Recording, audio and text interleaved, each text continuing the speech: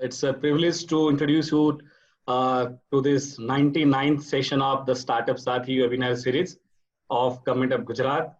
We have Principal Secretary Anju Sharma Madam, who is Chairperson of iHub, and she has been a great, passionate enabler within government for the entire ecosystem, and make sure that she is there in all our sessions to not only interact with the influencers in the ecosystem, like today we have Madhur, but also guide us what do we exactly lead towards in terms of vision and strategy.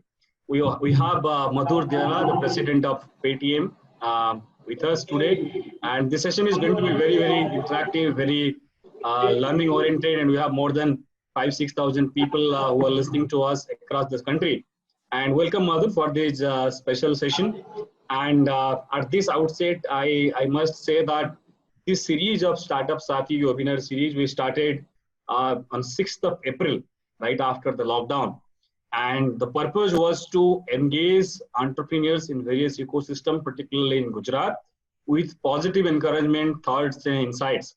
And this is the 99th session. We will have the 100th one tomorrow. So we are just trying to finish that runway. And towards every session, we have ensured that we get the best people from this country. So we have Madhur today, and Madhur is a distinguished young change maker. Over 2 decades of professional experience under his belt. He was earlier the managing director of Citigroup, and before he plunged into Paytm in 2016. So he's in Wharton School of Business graduate and led several important transactions in investments in the internet technology space. And in 2015, he led the fundraising discussions of Paytm with Ant Financial. And Ant Financial is one of the leading stakeholder in Paytm, around 30% shareholding or something like that. He also has played a very vital role for mobilizing millions of dollars from SoftBank, Safe Partner, Berkshire Hathaway, and many. So, and that's how Paytm in the 9th year has now more than 400 million users and a promising unicorn from the soil of India. So Madhur, having said that, we're excited to listen from you and welcome you to join this session today. Thank you. So to start with, I'll request you to address some of our queries that we wanted to put forward to you, and then we'll take some questions from the audience. So to start with, would you like to, because we don't have much unicorns in India in the payment and fintech and that space compared to other part of the world. So what are the key ingredients for a homegrown startup in India to become unicorn in India today? And what are the lessons that we can draw for our startups from the Paytm story? Yeah. First of all, I want to thank iHub. What a fantastic initiative this is. 99th session during lockdown, just like the reputation of Government of Gujarat and iHub. You guys have not missed a beat, and you have taken this not as a challenge, but as an opportunity to engage startups from all over Gujarat. And we really, really admire this and want to acknowledge and compliment this. And thank you very much for giving me the opportunity for coming and sharing some of our experiences, which hopefully will be useful to the community. Going back to your question, Mr. Mahanta, I think the first and most important learning, and I'll only share our learnings, everyone's learnings can be different. One of our learnings is build for India, right? Obviously, there are a lot of learnings from around the world that you can get. Right? What we should try to do is learn from them, but not copy them. Because our problems are different, our technology is different, our users are different, the way they engage with technology is different. So build for India, build for India's problems, don't copy, learn, right? So we say, copy nothing, learn from everything, right? But then you have to put that in the Indian context, right? What does the Indian user want? What will the Indian user trust, right? Is this a sort of thing that they want to interact with in English, or they want to interact in their own native language, right? So just having that very clear vision that we are building for India. We're not going to copy paste from another market. And then that's going to make the maximum difference, right? The second thing I would say is that obviously India is a very diverse country, both in terms of, languages that people speak, their economic situation, and so on. So build for as deep as possible. Right? It is sometimes tempting to build for just the top 1%, just the top 10%. But really, if you want to build a long-term business, long-term sustainable business, build for as deep as your ambition can take you. Try not to build just for the top 1% because everyone is building for that. Build for as deep as you can. What does that mean? Think about what the 500 millionth user wants. Think about what the 100 millionth user wants. Think about the user who is not even adopting the platform that you will sit on, right? So, for example, when we started Paytm, Paytm originally stood for Pay Through Mobile, right? Back in the year 2011 or 2012, right? When mobile penetration in India, especially smartphone penetration in India, was very small, right? But we were very clear that the world is moving in that direction and we will have Pay Through Mobile. Because in India, maximum number of users will come on the internet using mobile, not on the desktop. If you wanted to build for the top 1%, we would not have built for mobile. So those are the sorts of things that one has to figure out. And the last thing that I would say is don't be afraid of complicated problems. Because when you build, especially for India, you will have complicated problems and you'll have to add complexity to your life to build complicated solutions, right? So don't be afraid of the complicated problems. Don't run away from them. Sometimes they will feel very daunting that this problem is so complex. How can I simplify the problem, right? For myself. Don't simplify for yourself. Simplify for the user. But sometimes it might be too daunting, right? But don't shy away from it. Try to find support system that will help you solve that problem, right? Challenge yourself, challenge your team, find mentors, find a network, find organizations like iHub that will help you solve the complex problem. Don't operate on a shallow understanding of the problem. So those would be the few things just to get started. Wonderful. So Madhur, as you rightly mentioned, these are ingredients which are essential for an Indian startup to make maximum value, you know, and you rightly mentioned that each of the startup could learn from others actually. But one of the question that I can take from the chat box quickly is sometimes doing right thing at right time also makes a lot of difference, because we see a lot of startups and many times Vijay Sekhar Sharma also told this thing that it's not that he was the first person who thought about it, but the executions makes a lot of difference. Right steps at right time makes a lot of difference. So would you like to highlight some such interventions from your Paytm story, that some assumptions that you took and executed well really paid off? Yeah. So that's a very good question. Maybe I'll try to break it up into 3 parts, right? And I'll give you an example. So a lot of people say, okay, Paytm demonetization happened, Paytm took off, right? And I think there's some truths to that. But demonetization happened for everyone. It didn't happen only for Paytm, right? So maybe if we dig deeper, there'll be some learnings which are useful for startups, right? So let's take the first step, that if a big event happens in your life, right, then what matters, right? So something that you just becomes like an inflection point, right? Like for some startup, demonetization would have been such an event. For some startup, GST would have been an event. For some startups like tech companies and so on, I hear that COVID is an event like that, right? Because the demand for your product may just go through the roof because of some external event, right? That's what we're really talking about.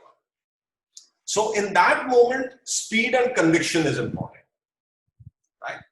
You have to go all in, right? Even if and if your organization is doing 5 or 10 different things, how do you focus on that one thing?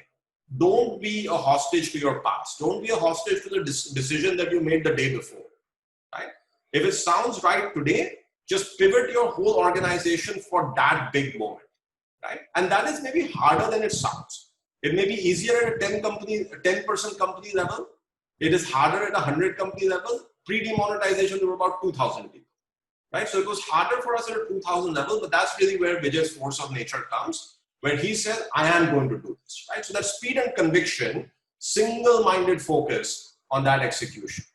Whatever you were doing yesterday doesn't matter, this matters today. That is at that point of time. And that may be somewhat obvious to people, but I'll make two other points, right? One is what can you do before and what can you do after, right?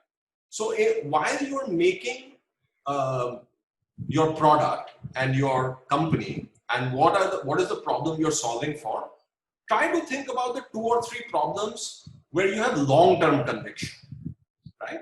So for example, if a startup is working on a certain technology software, think about data privacy, right? Because you know that 5 or 10 years from now, data privacy will absolutely be a bigger issue than it is today, right?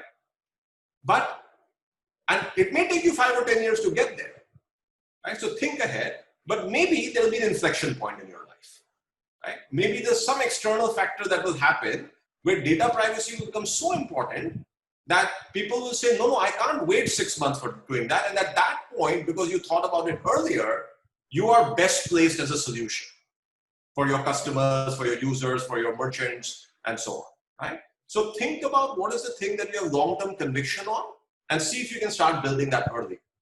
In our example, we started doing payments at shopkeepers 10 months before demonetization. Obviously, we didn't know demonetization will happen, but we had a learning that digital payment is not about online, right? Now it is obvious to everyone, but early 2016, digital payment was only about online.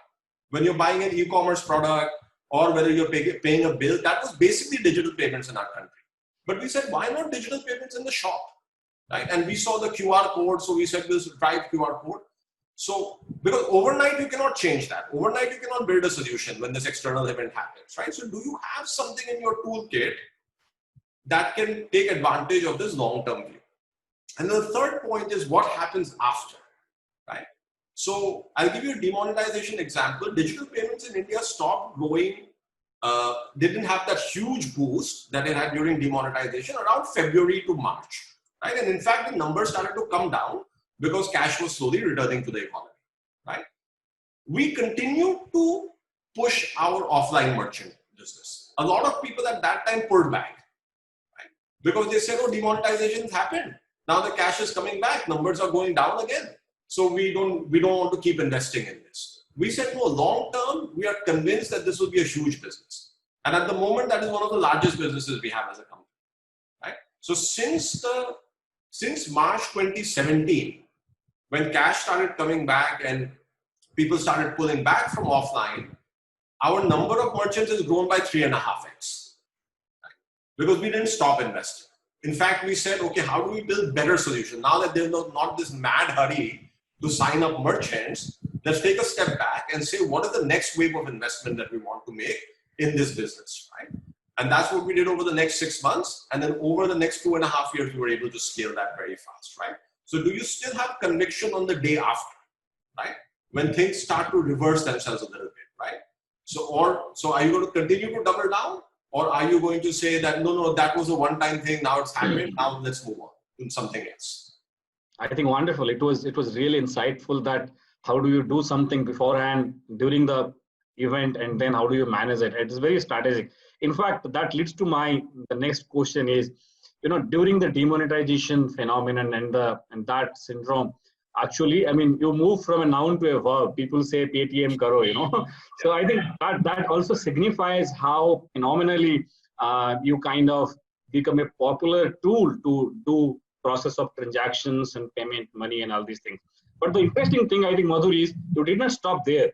During the lockdown itself, your new, the game thing, your Paytm first games also did the same thing. I mean, we have more than 75,000 new users joining the platform every day.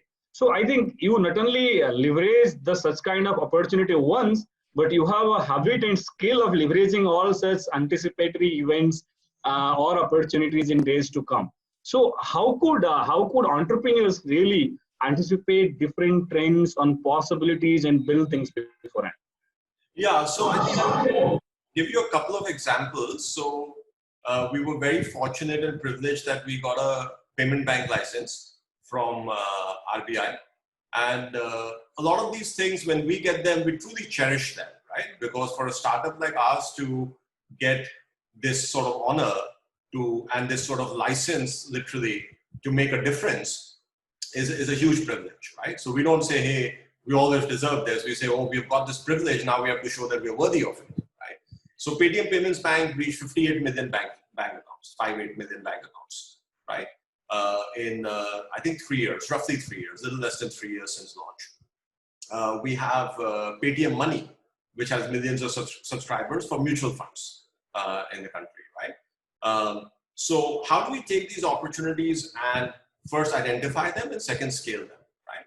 So clearly the thing that we believe in, where we can make a difference, is payments and financial services, right? We want to, our goal is 500 million Indians to the mainstream economy, largely using financial inclusion, because that's where we see that there's an opportunity for someone to come in and help that cause, right? Which is financial inclusion. So anything which is related to payments and financial services, we take head on, and we say that some of these things will be complicated. Some of these things will be in areas that maybe we're not experts in, right? But we will make ourselves, upgrade our individual abilities and the ability of the company to make sure that we can handle that. I think this goes back to the first question, that don't shy away from complex problems, right? See if you can apply your mind to how do you understand that problem, what do you need to do, but don't be arrogant, right? Don't think you can solve every problem in your current state as a company or as an individual, right? What is the help that you need, right? That could be new talent that is coming into the company, that could be advisors, that could be just making a few mistakes and learning from them. All of those are very important tools in upgrading your organization, right? But the worst thing that you can do is shy away from a complex problem, because I guarantee you that as you get into any problem, each problem is going to be more complex than it looked from the outside, right? Not everything that you thought you would do and make a difference will have the impact that you thought it will have, right? So then do you have the resilience to say, okay, I understood. There were 3 things that I thought would work really well. Only one of them is working well, right? Let me try to understand what is not working well and what can I do differently.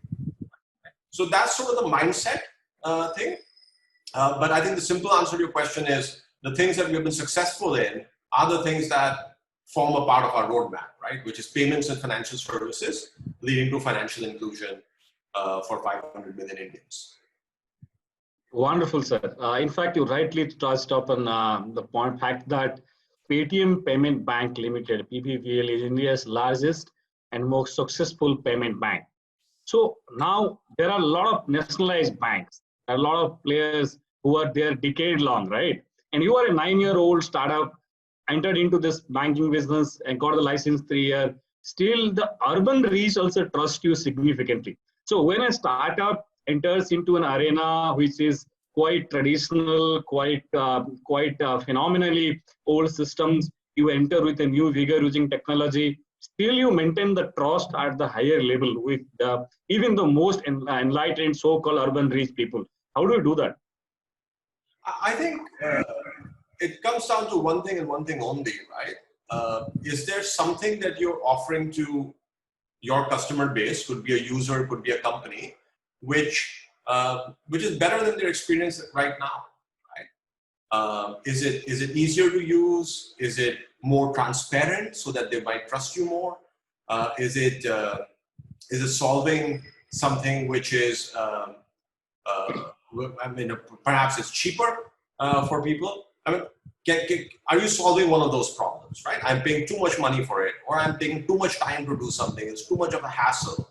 Those sorts of problems, right? So if you just go down to the first principle, those are the types of problems that your target market might have, whether it's a customer or whether it's a company.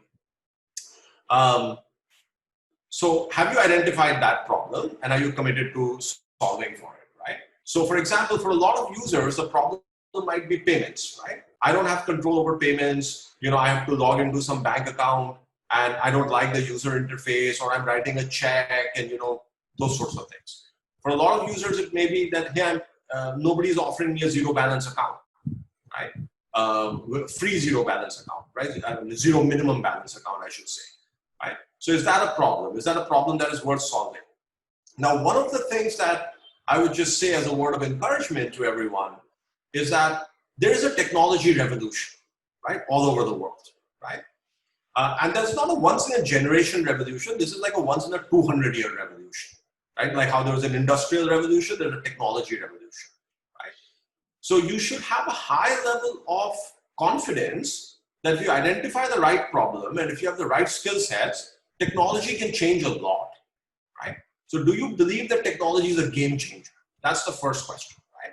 So we believe, for example, that technology in financial services is a game changer, because what used to take tens of dollars or hundreds of dollars as a process can now be done in a fraction of that cost, right? So if I want to give you a loan, it used to take me a lot of time and energy, and take you a lot of time and energy to show me that you're worthy of that loan, right? You would have to give me papers, I would have to have somebody going through it, then I would have to check if it's correct or not. Can I trust you? Can you trust me? And all of those things, right? Technology can bring down that cost to a fraction of it, right? Which doesn't necessarily mean dramatically more profits. It just means that a lot more people will now be able to receive those loans. A lot more people will be able to get a bank account that makes sense for them, right? So you should have a very high level of conviction that technology can solve those problems, right? Instead of having a payment happen in 1 day or 3 days, can it happen in a fraction of a second, right? Remember, 10 years ago, that did not exist, right? So technology in a relatively short period of time can solve some of these massive problems, right? So you should have that conviction. Wonderful, sir. So coming to the question again, sir, जब कोई startup चालू करता है, we start with one idea, one product, one business model kind of thing, and in the due course we evolve. And I think Paytm story is no exception to that. You guys started with Paytm Payment Bank, Paytm Money, now Paytm Games, Payment Bank, Paytm Mall. You also are offering newses, videos, content through Paytm Inbox, online games, and a lot of things, right? And you are also restructuring a lot of your internal businesses to get it going. So 2 questions. One, what's Paytm going to look like in few years down the line? And second, while you evolve through different part of this journey, you learned a lot of things. So how startups should learn, rather than sticking into one orbit, one definition, one kind of emotional game plan, rather than sticking it to evolving plan. So these are 2 questions I thought to club you for. So maybe I'll take the second question first. It depends a little bit on your ambition level, right? There are some companies that do one thing and they do it really, really well, right? And there's nothing wrong with that. It is a fantastic business model. There are other companies that say that I want to take things that I'm good at and then keep building on top of it, right? And different types of businesses. And that's the path that we have chosen for ourselves, right? But there's nothing wrong with being in the first bucket, which is I do one thing really, really well. The only risk there, which I just want to flag to our young entrepreneurs, is that technology is changing very fast. So even within this realm of I'll do one thing and I'll do it really, really well, you have to be careful about what are the other things that will disintermediate, right? Or make your business not as good as it was before. Make your business harder to grow, right? And typically in technology, and this is the risk really, right? In technology, typically your biggest risk is not your competitor, right? It is actually one of somebody else in the ecosystem, right? So like if you run a travel website, of course you have to be better than your competitors, but you also have to be looking out for other people who are doing some other technology business who want to enter into a travel business, right? If you're running a bank, you don't have to be only careful about other banks. You have to be careful about, hey, a startup may want to come and do a bank, right? He's not even doing a bank right now. He's a payments company, right? Or he's doing only lending, right? So the world is changing much faster than it was before. So there is complexity in also doing one thing really well, right? Because you don't know 5 or 10 years from now, what is the thing that will be your biggest competitor, right? Unless you think about it very deeply. So that is the answer to your second question. The first question is very straightforward, right? Which is India is our focus, right? We're an Indian company. We focus on India. We focus on Indians, right? So our number one goal and the only goal that matters at this point of time is how do we bring financial inclusion to 500 million Indians, right? And we say 500 million because we are putting a little bit of thought around technology. That we know that 500 million Indians will be using smartphones, which is broadly what our technology is about, although we do build solutions for people who don't have smartphones also. So we are putting that cut. If it's more than 500 million, that's great, right? But effectively, every smartphone user should enjoy financial inclusion. That is the single goal. So we'll do payments and we'll do financial services, and we'll also give technology to shopkeepers and merchants so that they can engage with their customers better. Right? Because we believe that a small shopkeeper should not be threatened with technology. The technology should become so easy to use that they can adopt technology. Right? They shouldn't feel that some other bigger companies have technology, smaller companies don't have technology. Right? That should not be the divide. The divide, if any such divide exists, is that if you adopt simple technology, you can become more competitive with large companies, not less competitive. Right? So technology should be something that becomes an enabler rather than the risk to small businesses. So those are basically the three pillars: payments, financial services, and helping small businesses, which we'll focus on. Wonderful. I think, and what I could sense from the summary of this question is, you have a broad vision and you're figuring out tools and products which fit into the vision, and then you evolve around that vision and try to kind of integrate in a forward linking manner so that the broad vision is kind of fulfilled. And while you have different portfolio of product and service, and right, this is a very important insight for all our startups, because they ask us this question quite often. ये नहीं हो रहा है तो ये कर लूं क्या? So that is very, very essential. Sir, you have literally been the driver for the funding and financial part of the Paytm journey recently, and you have raised a significant amount of dollars investment, and that also has helped Paytm to grow quite faster. But if you look at what Vijay did in early days in 197 Communication 7 years before, broadly you bootstrap, broadly you got money around from people who trusted you rather than from investors, and then kind of you started slowly moving forward till you came to a point where you really needed that money. Since you have been a part of the acquisition deals of funding of Paytm, should you a little bit highlight about the startup strategy for raising money in the early stage, going bootstrap or raising money? How do one solve the dilemma? Yeah. So our journey is slightly peculiar, but I'll share it anyway. That Vijay started this company called 197 Communications in 2001. Vijay comes from a very sort of humble background. So day one, he didn't go to like IIT or foreign universities and so on. So he's very much wanted to build something for India. And back then in 2001, there was not a lot of venture funding, right? So he from day one built a company that would try to be cash flow positive, right?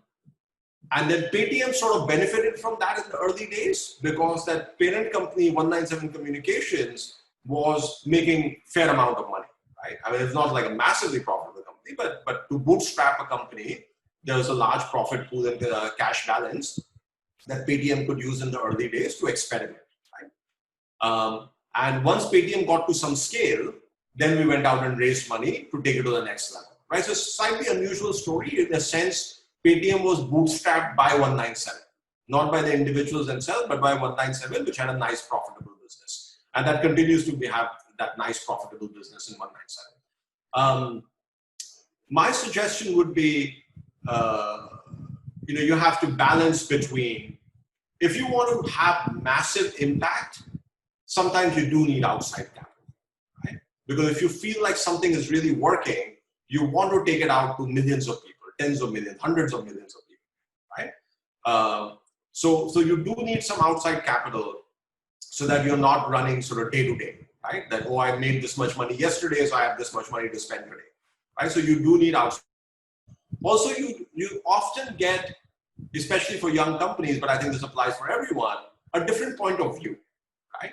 So if somebody is invested in their company, and if you respect them and they respect you, and they are seasoned investors, they will give you good advice, right? Because it is in their interest also that your company does well, right? So if you choose the right investors, or if you're in the position that, or if you're lucky enough to get the right investors, that can be highly additive to figuring out, what's going well, what's not going well, what are the big changes that I should make, and so on, right? So you should treat your investors as partners if you're lucky enough to have high quality investors. So that would be the advice I would give, that think about what you really want, right? Do you want the capital to take your business to the next level? Do you also need a partner who can help you think about what you're doing well and what you're not doing well? That trust is very important, right? We've been very fortunate that we've had several high quality investors, and they all sort of complement each other, right? They bring different points of view. And a lot of our shareholders tell us that, we are very engaged with them, right? They say that of all the companies that we invested in, you guys are one of the most engaged, most open to getting ideas from us. You're not the investor, you're not a company that's saying, oh, no, we know what we are doing. If the investor comes, then they'll just unnecessarily ask us questions, right? We tell them, ask us more questions so that we can tell you what we are doing. And then you can give us some feedback on this, right? So I think maintaining that relationship is very important. So that leads to my next question, actually. You touched upon that philosophy really well. When an external investor comes in, and particularly if it is a VC fund or a big financial investors, not necessarily every time the founding team or the investor or the entire environment gel well. But in case of Paytm, if you look at, Paytm always has wanted an investor as a business partner and not as a syndicator invested community only, because you have multiple VC funds backing your startup. Would you like to highlight a bit more on a non-typical or a common investor and emerging startup, how they get engaged, and what are the things which may go wrong early, which you really did right? Yeah, I think I'll give you a few tools that have worked for us, what have worked for us, right? And we, I see many startups, so I also sometimes get a flavor for what they can do better. I mean, if you're going to feel like your investors are a burden on you, then you have a problem, right? And I know that sometimes startups feel like, oh, my investor asks too many questions. My investor is, I think it's good that they're asking questions, right? Because end of the day, they own shares in your company. The best outcome for you is that they understand what you're going through. They understand what are the opportunities. You're fully transparent with them about what are your challenges, and they feel a part of your journey, right? As opposed to that is the management's role and that is my role. No, we're all in this together, right? So if you can get to that point, then it will really help you, right? It will really help you have that trust. And listen, I have an idea.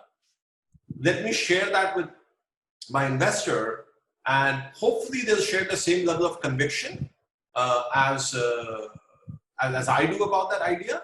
But if they don't, they will tell me why I understand this problem wrong, right? So we often come up with, I think you could say, okay, Paytm has been so successful, why can't you guys just make your own decisions? No, we're still learning, right? Everyone's still learning.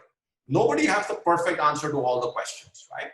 So we often go to our investors and say, hey, we think we should invest in this company, right? But if they tell us, no, this is not going to really help you, often that's not what they tell you. They tell you, okay, yeah, this sounds interesting, but have you thought about this, right? Because they understand our business. The worst thing that you can have as a company is have disengaged investors, especially your large investors, right? If they're not spending enough time on you, with you, if they don't understand your business well enough, that's where you have a problem, right? If they're asking you lots of questions to try to understand your business better, that's a good thing, right? But I've seen that sometimes entrepreneurs find that as a bit of a burden, and I can understand that. You have 100 things going on. The last thing you want is another thing on your task list, right? Because these things also take some time to build, right? Because the first time the person asks the question, you'll say, yeah, why do you want all these questions? But then over time, that they understand you better, then when you have big decisions to make, they said, yeah, I understand. You told me 1 year ago that you were excited about this. Now, and then you were thinking about something, but then you said, we'll do it later. Maybe the time has come. Then that conversation becomes a lot better at that point of time. So wonderful. I think that's how you mentioned in some of your interview earlier that you treat investors as business partners alike, other than looking them as an external entity trying to just give you liquidity or investment or something like that. So I think that's a very beautiful insight. So that leads to my next question. And this is a question I see from the participant also. If a startup is fund ready or think that they can really get fund and scale up, how do they evaluate their potential investors? Because there are also people say there are much money in the market available than somebody could take actually. So when there is a decent amount of money available, how do you decide that whom to approach, where to go, who are the right people, what are the matrices? Because I think you are the best person to address this question because you have done it with Ant Financial, SoftBank, SEP Partners, Berkshire Hathaway, many of these funds. So what is the startup strategy at that point? Yeah, I think there's a role for advisors that you want to get the right advice. Some of these investors will have a reputation, so you want to know. You want to know how they work with their portfolio companies. Do they have time for you and that sort of thing? I would. So those are kind of the obvious points, but I would say just two other things which might be useful. The first is everyone's situation is slightly different, so just be clear about what you are expecting, right? What is your problem, and whether that investor can solve that problem versus another investor, right? The second thing I'll mention is that as much advice as you can give to founders about selecting investors, the reality is that a lot of founders, in my view, do end up making the mistake of saying, this is the highest valuation, right? Or this is the investor who's willing to give me the most amount of money, right? So are you really serious about even asking that question to yourself, right? And I would argue that it's very important that you ask that question, which is that, do I feel that this investor can help me more than another investor, right? At least let's start with, are we truly asking ourselves that question? And yes, I think the answer will always be, yes, I care about the quality of the investor, but what are you willing to leave on the table for that, right? If one investor is giving you 20% less valuation than another investor, will you actually go for the investor that you are more comfortable with, right? So, so I think just really making sure that you ask yourself that question, and that's important. And then there are various sort of tools that are available, right? Various ways in which that can be done. Hopefully you'll have a mentor. Hopefully you can come to iHub and say, hey, somebody having a similar experience, somebody's worked with this investor. I think the important thing is ask for help, right? I think most people who ask for help are surprised by how many people are willing to help them, right? I think a lot of people think, well, if I'm going to ask for help, I'm not going to get it anyway, because why would the guy help me? Or, maybe it will show me as like somebody who doesn't have all the answers, because I want to position myself as somebody who's got it all figured out. Ask for help, right? Everybody needs help. We need help. Everybody needs help, right? Everybody can improve what they're doing if they had more people helping them, right? That's just a global truth. But I think a lot of people, when they're starting off, feel somehow reluctant to ask for help, right? So ask for help, and you'll be surprised how many people will be willing to make time to help you. Wonderful, sir. I think that's quite beautifully elaborated. That comes to my next question. In startups, many often the cultural root or the ethical DNA plays a very vital role where you land in the further journey. And Paytm is one of the few startups who have given a significant amount of its value to the key team members and also the people around. And if I'm not wrong, it's a few $100 million that you have given in terms of equity to people around, right? So what is the thesis behind this and how that really worked? Yeah, I think the reality is most startups are a people business, right? This is not manufacturing. You cannot buy equipment to make a startup, right? So it is about people. I think you want to have people who are excited about joining your journey, right? I think while we are very happy and very pleased with the fact that a lot of our colleagues have in that process got good financial outcomes, I think the reality is if you ask most of them, they'll tell you that it wasn't really that. That was an outcome, right? That is clearly an outcome of the fact that people were excited about being at the company. They were excited about the company's vision, Vijay's vision. They were excited about the fact that, you know, we had momentum and we had resources to build so many things. Perhaps culture plays a role in this as well. And as a result of that, the company was successful. And as a result of that, everyone who participated in that journey, at least so far, has had good financial outcome for them as well, right? So I think that was an outcome that is a very good outcome and an important outcome for people, because if people are working hard, they need to do that. As you know, it's good that we have been able to take care of them financially as well. But and that has been distributed across hundreds and hundreds of people, right? So it's gone fairly deep as well. I mean, you know, like how Infosys created rupee millionaires and rupee billionaires and so on. You know, we want to have that sort of wealth sharing with people. I think it's important to share that, right? Because people are really the most important tool, right? And no one person can do it themselves, right? I think one has to understand that no one person will be a complete skill set of what it requires to take the startup to a successful level, right? So not every person who joins you is equally important, but everyone is playing an important role in getting you from point A to where you want to get to, right? So how do you motivate them? And clearly they should share the financial reward of that as well. So I would just encourage startups to be, you know, sort of generous with ESOPs. It will not matter to you whether you own, you know, 30% of a company which is small versus 20% of a company which is much bigger. And in that consequence, remember, if you're a much bigger company, presumably you have much bigger impact also, right? So I think that's important, right? If that is your mission, that you want to have a huge impact, then you'd rather have 20% of a bigger company than 30% of a smaller company. That's very powerful insight. You know, sometimes being generous pays more dividend in long term than being little swallow and being self-centered. 100%, and especially people that technology startups, that is 100% true. There's no ambiguity about that. Wonderful. Sir, you rightly mentioned you are driven by the vision of getting 500 million people inclusive in financial transactions and financial inclusion. Presently, technology is playing a very vital role. It's evolving quite fast. How do you think technology is disrupting the financial inclusion in India? What are your takes around that? Oh, I think it has the opportunity to create a massive, to solve a massive problem. It's not just India, it's around the world, right? That we've had this problem of financial inclusion for hundreds of years, right? This is a problem that has not gone away. And to varying degrees, this exists in many parts of the world, right? Even in developed countries like US and Western Europe, people borrow money at 20, 30, 40% interest rate on their credit cards, for example, right? People still have bank accounts that don't work for them. People still use cash to make payments.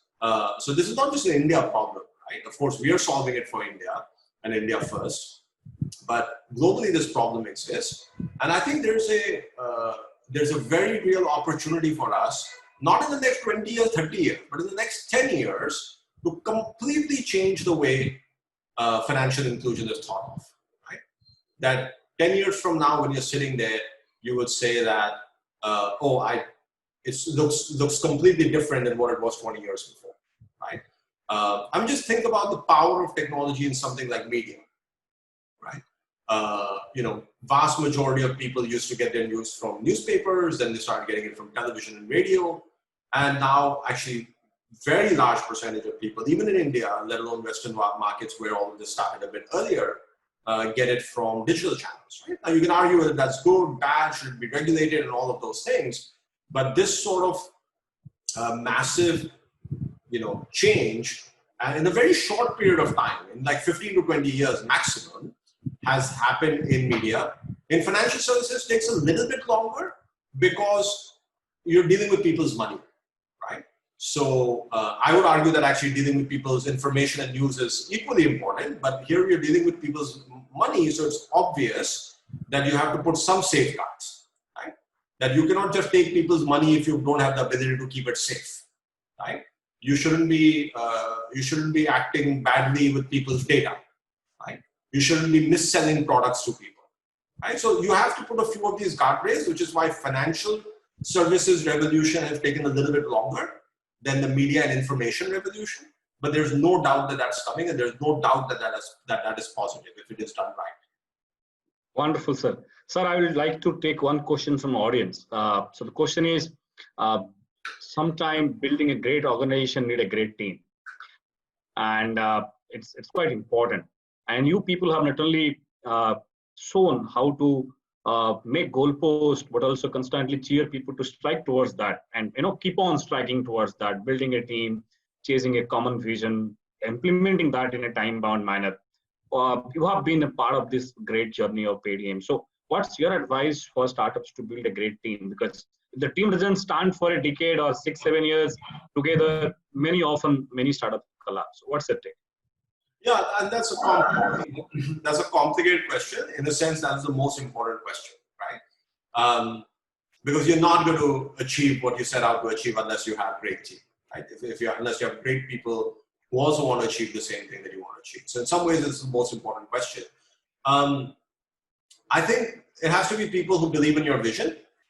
It has to be people who are willing to do everything to make the organization successful, right? Everything ethical, of course, but to make the organization successful.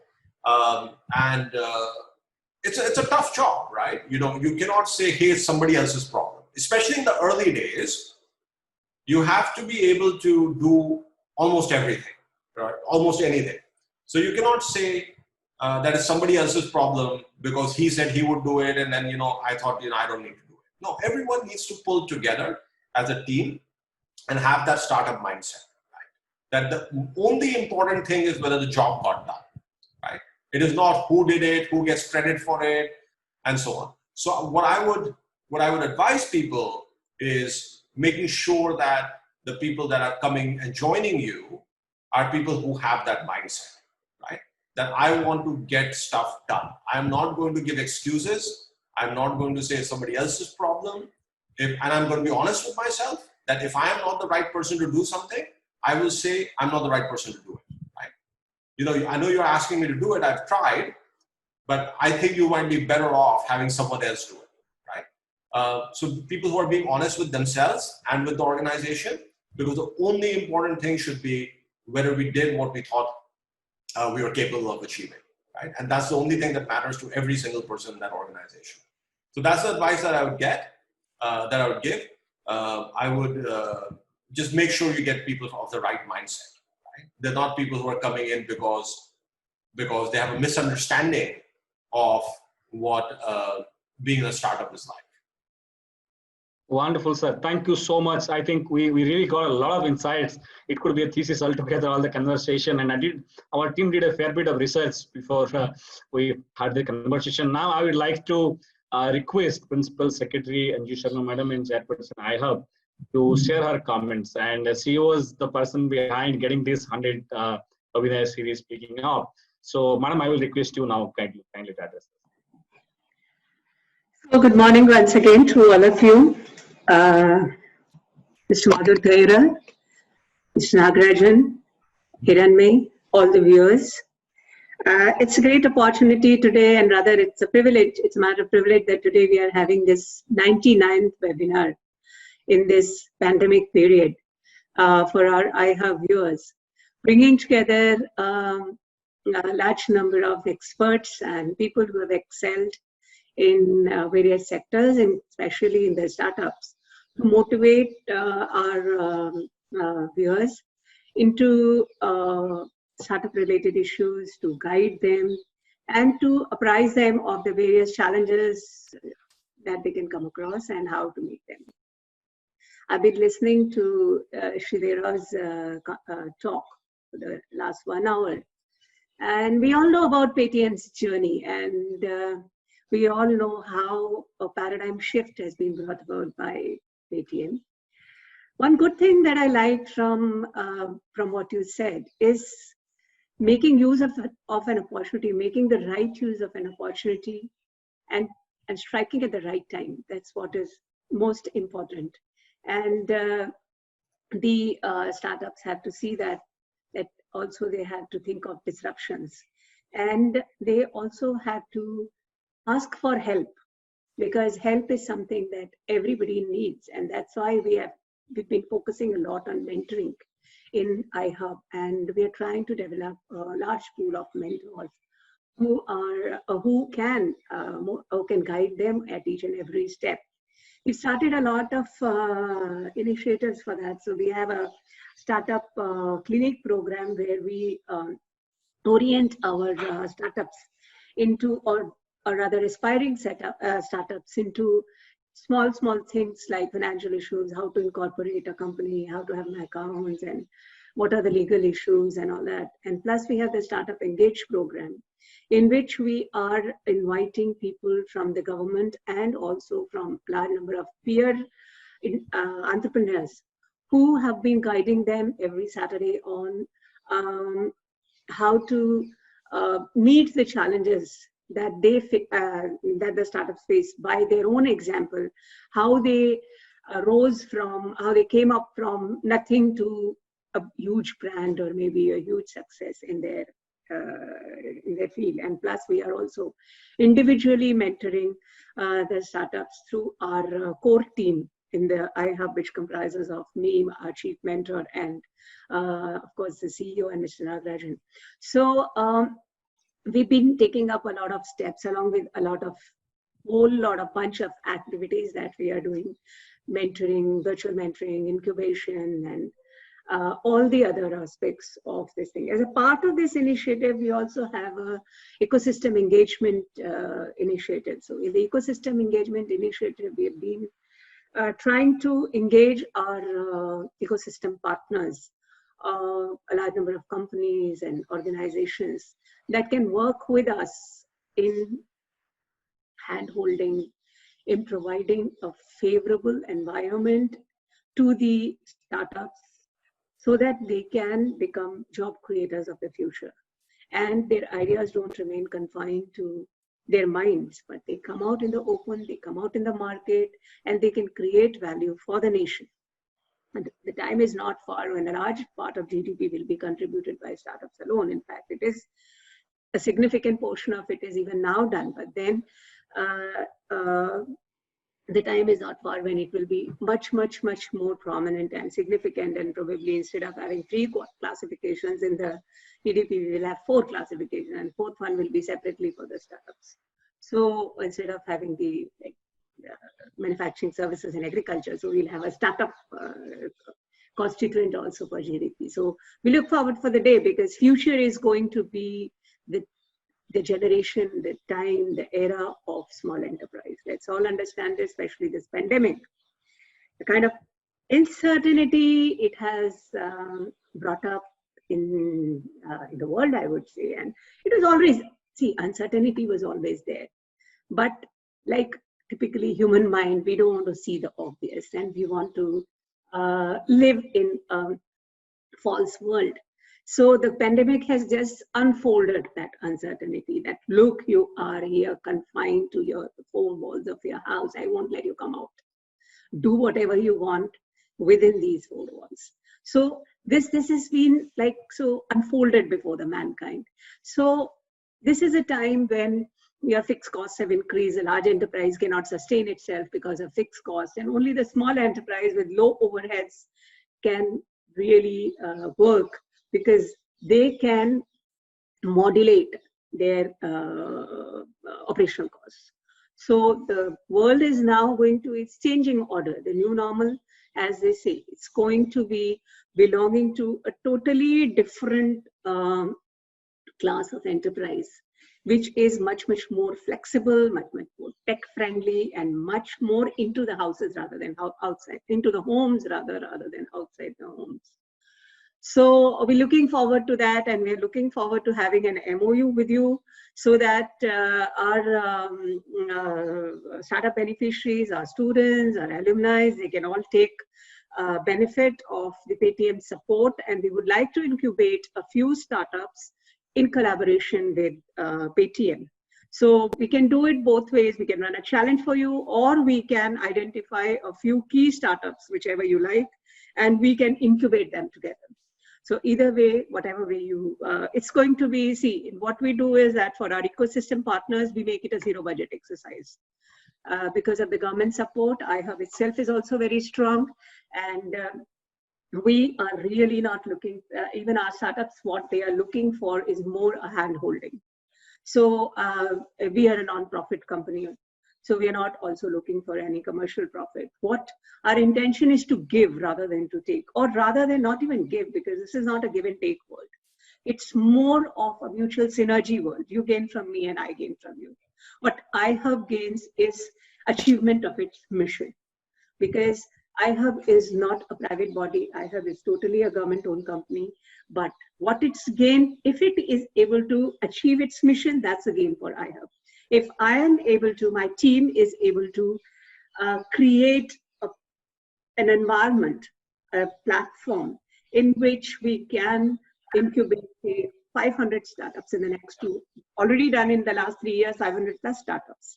Now in the next 2 years, because it is a 5-year policy, in the next 2 years, again, now if I can incubate another 500 startups and accelerate the previous ones, that will be my achievement. And that's what my gain is. So it's not a win-lose game or anything. It's a win-win game for all. And that's, I think, precisely your mission also. Yes. That maybe after earning a lot and after making yourself a big enterprise, now you want to give back, you know. It happens with individuals, it happens with organizations, that you want to give back. And that's where we come together. That's where we work together and we incubate a few startups together so that they can make it a big success.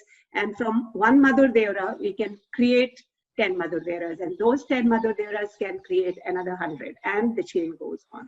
So thank you so much for being with us. May I just add one thing? I look forward to working with you together in the coming days. Thank you so much. Hiranmay will be with you with May I just add one thing to what you said, ma'am? With India's diversity and India's size, we can create 10 Silicon Valleys, not one Silicon Valley, right? Everyone's thinking, can we create a Silicon Valley of India? I think we can create 10 Silicon Valleys in India.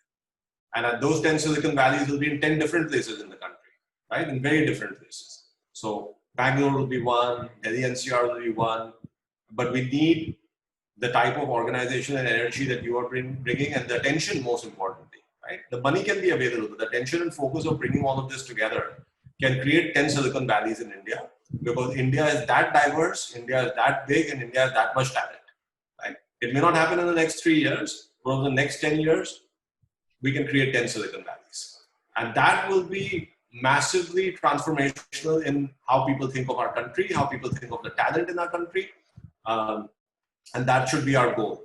But in order to do that, we need partners like iHub, and we will absolutely support you in all of the items that you mentioned, and also sit down and think with you what more can we do. So thank you very much, and we look forward to working with you in the coming days. Thanks a lot.